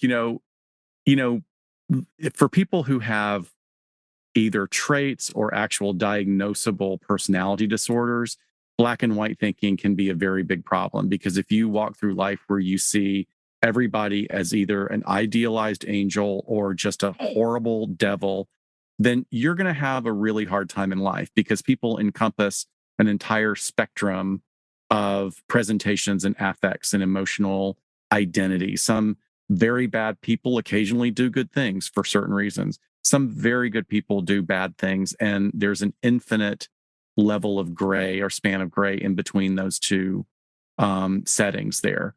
So what I'm not saying clearly, and I want to be very clear, I'm not saying that individuals who engage in MLMs have a personality disorder. I want to be very clear about that. I'm talking about these individuals are falling prey to thinking patterns that are damaging in the long run. So first one we would have is overgeneralization. That's the first cognitive distortion. It's when people engage in overgeneralizing, they tend to come to a conclusion about one singular event, and then they incorrectly apply that end game conclusion across the board to all events. So where a person who says, oh, this is never going to work for me, the opposite is like framing everything in a positive light, which we have a term now, which I really love, which is toxic positivity. Hmm. We have way too much toxic positivity, and it's huge in MLM. I mean, it's just Oh constantly gosh. thrown at people. So let's look at examples of negative statements that are clearly unhelpful. So I have the worst luck in the world. I just failed this science exam. I suck at school. It's bullshit. I can't hack it. I might as well quit. I haven't seen that mole before. Oh my God, it's cancer. It has to be. I'm dying. Okay, so those would be the negative versions. But if we were to flip that into overgeneralization and making it toxic positivity, it would be, I have the best luck all the time. Nothing's going to go wrong. I don't have to worry about this at all. I've never really been interested in chemistry or biology, but, I'm going to make an excellent doctor. So I think I'm just going to head towards med school. Great. Or, that mole has gotten larger and the edges aren't even and part of it's raised, but you know what? It's fine. Nothing like that's going to happen to me. That's me. You're the first one. I'm dying. I'm I'm dying. dying. I'm dying. So what we're looking at is the converse reflection of negative polarized thinking that's fed by all these MLM doctrines, that it's all going to be easy. And we all fall prey to cognitive distortions, but MLMs really victimize people in this way. Because they reinforce it. It's part of what you're Yes. thinking should be, so you don't fail. You can't fail. It's just shoved down your throat to where it becomes your thinking pattern, much like we talk about positive affirmations, right? Okay, just say the words and then eventually you'll start to believe it. Can you imagine if you were just in Facebook groups about this, again, like that echo chamber online, and you're just seeing Right. these mantras and you're being told these in training scenarios and being berated and made to feel bad when you aren't doing as well. Yes, I'm so glad you said that, because the shame then only powerful. reinforces not looking at the reality of what's Yep. going on. So you're already kind of putting the reality and critical thinking on the back shelf, and then someone shaming you for you're not working hard enough, you're lazy, or you're dumb. I mean, they've even, called people stupid for not being able to make a success out of it. So of course, we're going to do everything we can to avoid that. You assume that because you've had a good month, all of your other months are going to work out the same, which is mathematically impossible. It cannot work. So generalizing across the board of, well, my downline did really well this month and their reps are making money, so I can just assume that I'm going to have this level of income every month. And every example we see in the documentaries shows that many of the most successful people made a lot of money up front. And then as it titrated down and averaged out, it ended up being less than you would make from working a regular part-time job. Well, and by then they've already started to live a lifestyle beyond the means that's sustainable, which is really where the collapse was for them personally, either having a bigger house or spending more money on stuff. And like you said, they just didn't project that that wouldn't happen month after month. Well, and look, if any of these people on the documentary are listening to this, I do not mean this in a shameful way. I just want to point out that, anytime you're making a financial plan for your future, you don't spend money you don't have. And the idea that you can buy a McMansion and 2 big SUVs as if that's going to be sustained, you were sold a bill of goods that was not true. And that is why these people are being victimized. Yes. The Dream does a great job illustrating all of this when they speak to former MLMers about their experiences. And then they even go on to reveal that many mid-level upliners were ending up purchasing product on credit cards under the name of their downliners so that they wouldn't lose their standing in the organization. So once again, shame and the possibility of failure wrapped in with toxic positivity has just got these people, these retailers, in a vicious cycle of just trying to keep up. So the last one that I just wanted to mention before we move on is discounting the negative. So discounting the negative is the flip side of discounting the positive. Most of the time when I'm working with clients, they discount the positive all the time. I mean, you work cognitive behaviorally. I work cognitive behaviorally, but in a theoretical orientation of what's called narrative. So what is the story of your life? And many times what we do is we find people are really stuck in the problem saturated narrative of their life. Like they can't take credit for any wonderful thing or even any moderate thing that's happened because they're still stuck in these areas of trauma and pain that they've been living with for years. And we work hard to reorient them. But in this, people are discounting the negative. Like, yes, I'm having to put $2,000 on my credit card every month. Yes, I'm having to hide it from my husband. Yes, I'm not actually got money coming in. They just discount it over and over and over again. So, Well, it comes it falls under this new area that I paid attention to way more with a lot of the clientele that I see now, which is financial wellness.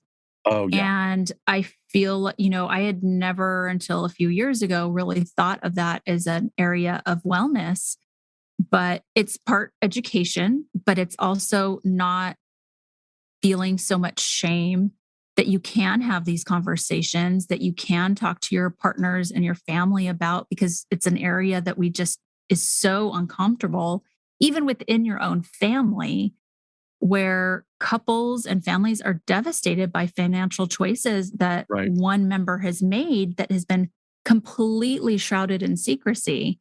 And if you can free yourself from that, if you need to get back on track or need to start making plans or start educating yourselves. And I've absolutely had to do that later in life. I'm like, oh, I feel like I'm adulting now that I have this financial thing in place or that. And it's so relieving. It's just a very interesting part of wellness, I think, is financial. Right. And, we're in an economic situation in our country right now where a very large portion of our population is expected to pull themselves up by their bootstraps, get their shit together, and put their kids through college and have a good job when the numbers, much like the MLM phenomenon, they just don't bear out. It's like you can't do that if you're working a minimum wage job in many Right. states. And even if we raise, I mean, we're bitching about raising the minimum wage to $15 an hour, and most people won't do the math. That $15 an hour comes to what, 32,000 a year.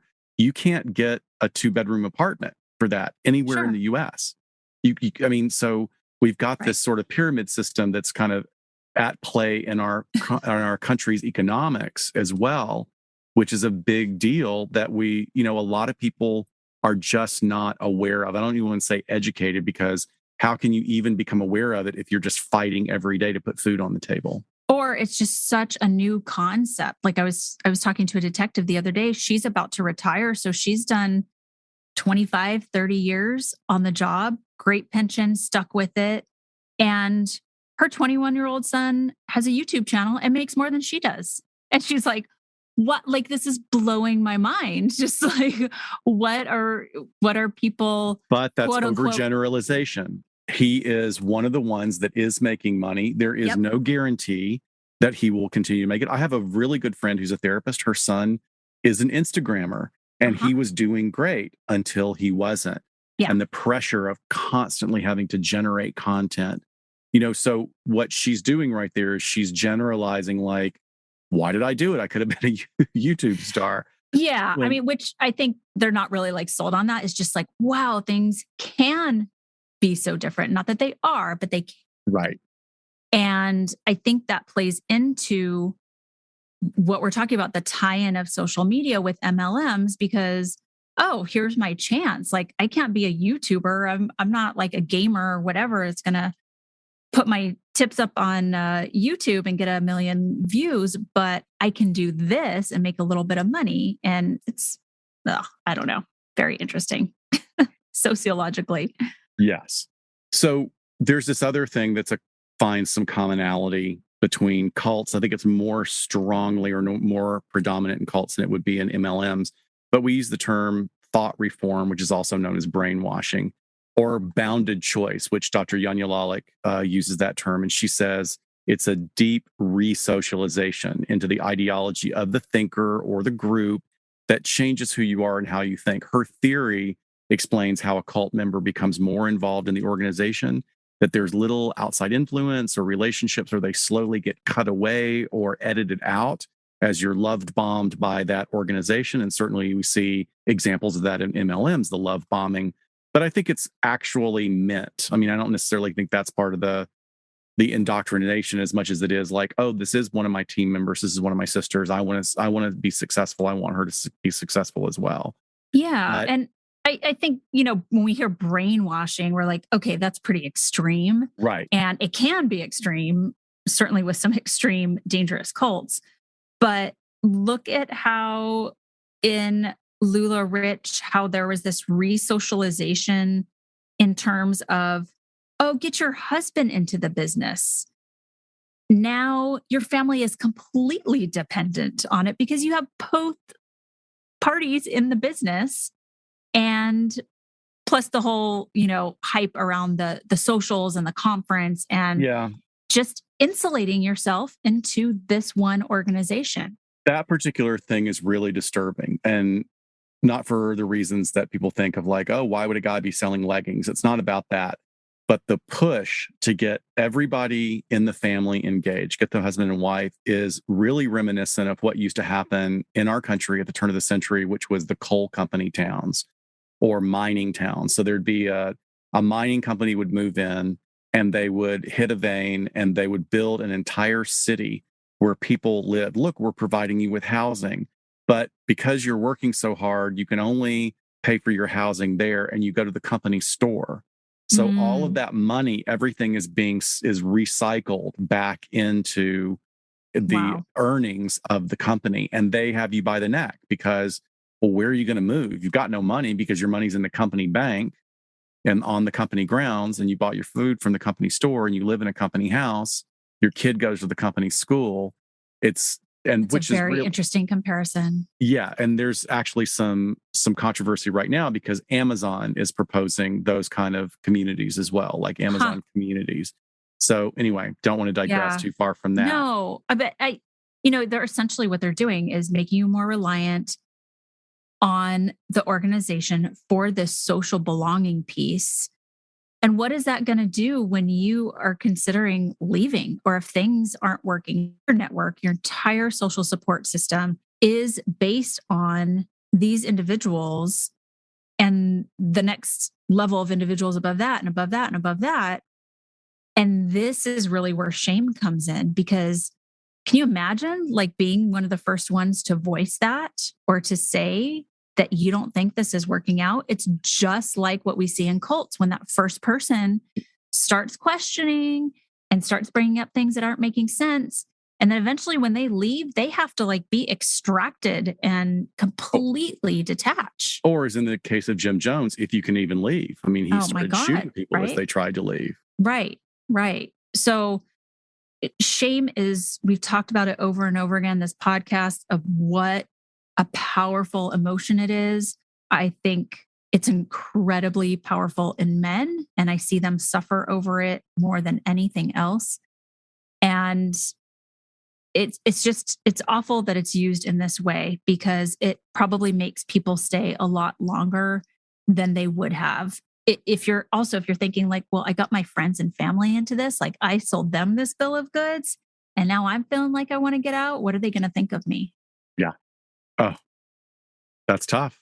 Yeah. I mean, we see today how cult movements are not happening in traditional means. They don't have to. They don't have to recruit the way they used to. They've got now online ways of doing that. A cult movement can get started through social media, even without a single charismatic leader. Like you were talking about before, happened with QAnon, Mhm. and which cult experts and researchers, they absolutely consider QAnon a cult. Encouraging members to go out and act on the outside world is an evolution from only hurting members to recruiting fast political pandemic growth.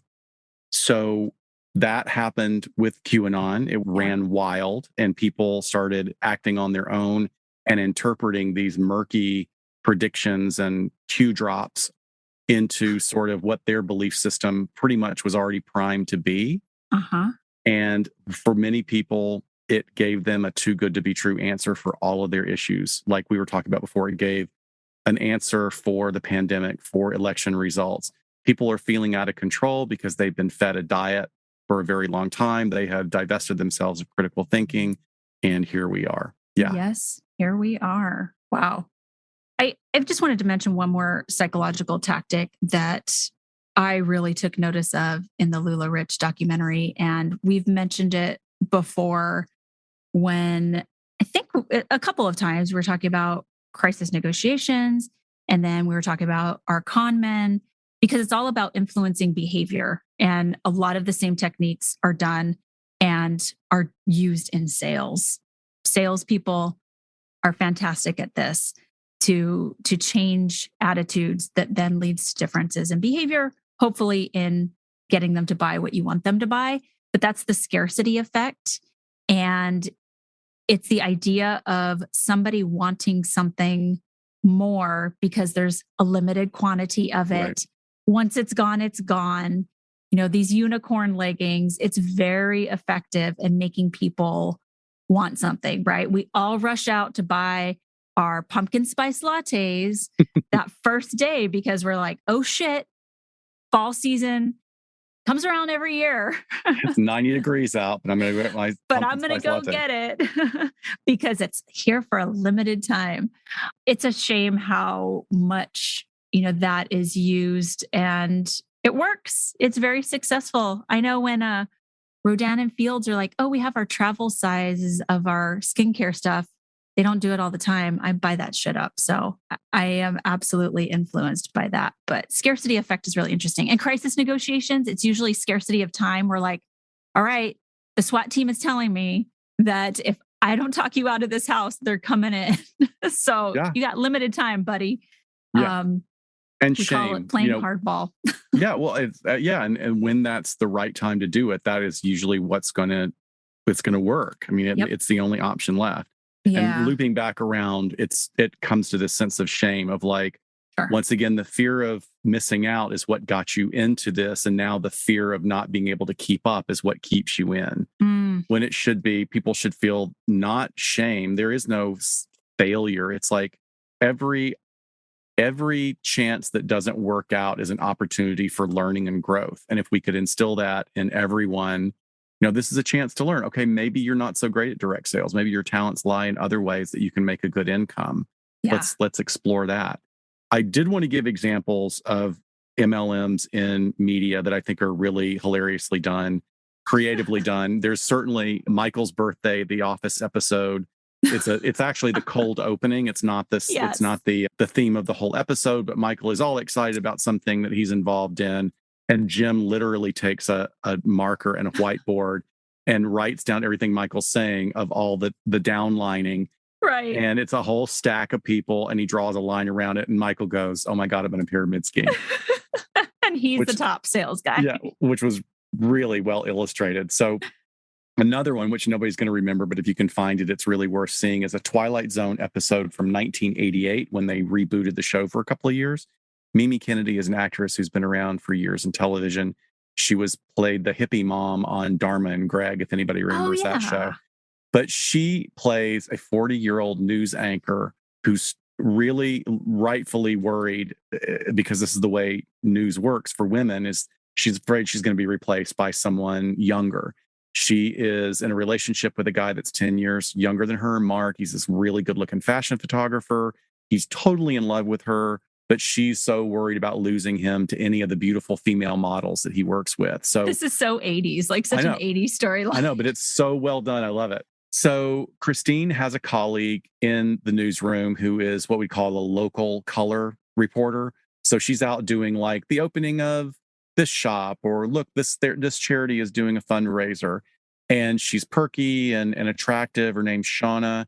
And she finds out that Shauna is 47 years old, but only looks 30. And she asks her, "How do you do this?" And she goes, "Oh, it's the wonderful secret. It's called Aqua Vita. It's bottled water. It's just wonderful." And she's like, "I want some of that Aqua Vita." And she's like, "Oh, well, here, let me get you in. The first bottle for you is free. And I get a free bottle too for getting somebody in." So this creepy salesman shows up and delivers this very weird, like very skinny water dispenser, like one big thing, but it's one cup for 30 days. So there's only 30 cups in there. I'm sold, by the way. I'm sold. Right. So she takes it, goes to sleep, wakes up, and she looks like 15 years younger. And everybody's commenting on it. Her boyfriend's like, "Oh my gosh, you look so great." They go off on a romantic weekend, I think up the coast of Santa Barbara or something. And she wakes up in the middle of the night really thirsty. And she goes into the bed and breakfast bathroom and she looks at herself in the mirror, and she's aged 30 years. Oh my God. Now she's actually older than she was. So it's like this supernatural potion. And then she drives back home, won't let Mark see her. She goes in her apartment. She's not letting him in. And he goes to Shauna's house and waits for the door to open when her water is being delivered. And he sees that Shauna is actually really, really old too. So it's a multi-level marketing where you have to recruit other people in, and then you pay like this astronomical amount in order to keep your supply coming. And if you can't pay for it, then you have to recruit someone. That is super creepy. Yeah, it has a really sweet ending, though. It was a really sweet ending. And then there's Superstore, which was a great sitcom. My two favorite characters are Cheyenne and Mateo. I'm telling the two of them together is comic genius. And she recruits him into an MLM, telling him, oh, there's so much cash you make. And then, of course, the sight gag is her pulling up with like literally a truckload of low quality cosmetics they then have to sell at the, like she's selling it at the counter, but pocketing the cash. Yeah. And then a really interesting one was at the end of the show, the end of the series, Big Love, which was about polygamy families in the Mormon community. And one of the characters has become involved in this pyramid scheme for goji juice. If anybody remembers goji juice, like a decade ago, was like the new superfood. And the big debate is like when they figure out, well, like, how is our church really any different from a pyramid scheme? Oh, how interesting. Very, very interesting. I love that you put this piece in here because it didn't even cross my mind to put something entertainment related in here.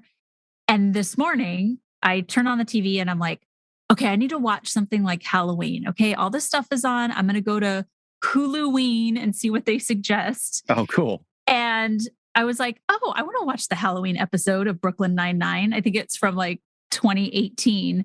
But so I literally was watching this morning, and they have this heist competition every Halloween that they try to win this big, like, it looks like a belt that you would win if you were in a boxing tournament. Yes. And so they all are trying to dupe each other and all of that. Well, one of the detectives hires a lookalike to himself to try and pull off this heist.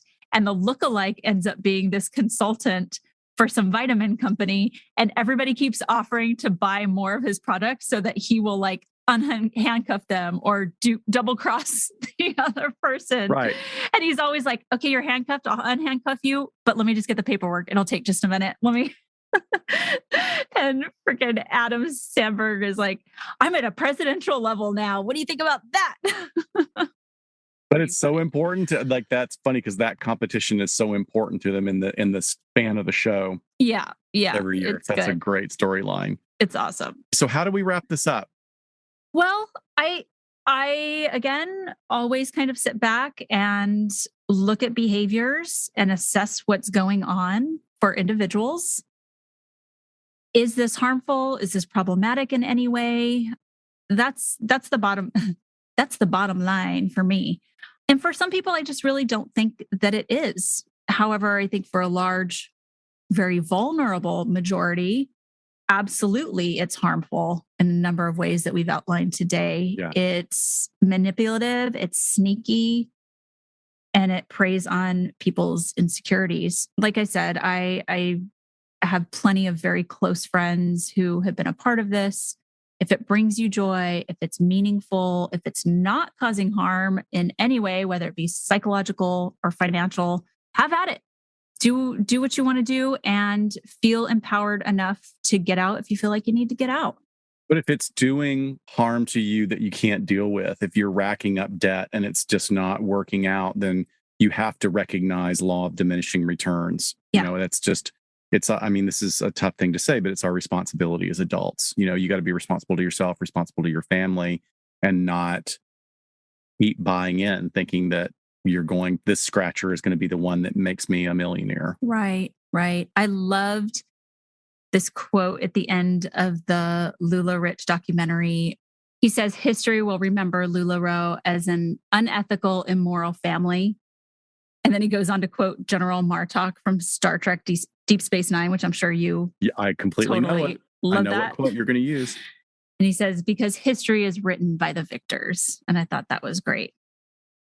I would say also that there's other people that said that before they stuck it in a Deep Space Nine episode. There's actually some famous writers, but we'll give General Martok the credit for it. I think he was the Cardassian alien. But yeah, What? He was a Kardashian? That's so crazy. Yes, there was an alien race called the Kardashians. But yeah, this is fascinating stuff. People, please be careful. Be careful if you have a friend that's getting into it. Express concern and like, hey, I don't want to rain on your parade. I want you to be empowered. But like, have you read this Reddit thread? You might want to read this Reddit thread. Yeah. That might be helpful, especially before they Definitely. start investing a lot of money. Yes. So glad we covered that. We have some topics already spinning up for the next couple of months. So we'll have plenty to bring your way. We'll be doing Get Vocals again at the end of this month. So we look forward to seeing your faces and interacting with you guys a bit more in the future. I know we've taken a couple of weeks off, but we've been doing other things. Wait, I want to give a special shout out to my Optivia cult members, Jeff, Harry, and Anna, who I spent a lot of time with this week at training. You don't have to look it up, but I told them every single day they're in a cult. So. Well, now I have to go look. Go ahead. Thanks, everybody. We appreciate your holding out with us for this long episode, and we will see you next time on LA Not So Confidential. Bye, folks. Bye. Take care.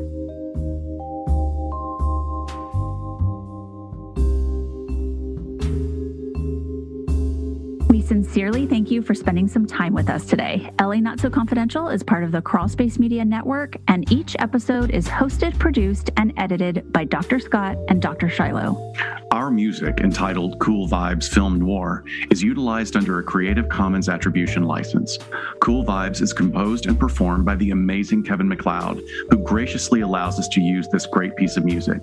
Please check out his YouTube channel at handle 1HMNC. All of the resources for each episode can be found on our website at www.la-not-so-confidential.com. You can find us on Instagram at LA Not So Podcast, on Twitter at LA Not So Pod, and on Facebook at LA Not So Confidential. Please hit subscribe so you never miss a new episode. Lastly, we'd be honored if you joined our Patreon at patreon.com/LA Not So Podcast, so you can be the first notified about upcoming live events, social gatherings, and super cool swag coming your way. Thanks for listening, and we'll see you soon.